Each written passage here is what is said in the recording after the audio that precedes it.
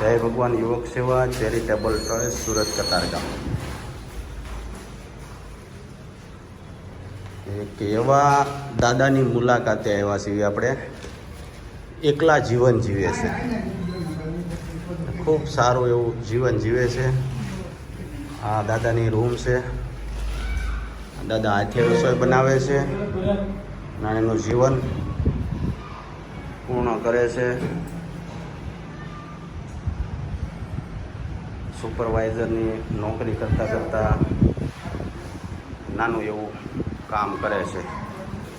અને આ ફ્લેટ એમના મિત્ર છે, એણે ફ્રીમાં રહેવા માટે આપ્યો છે.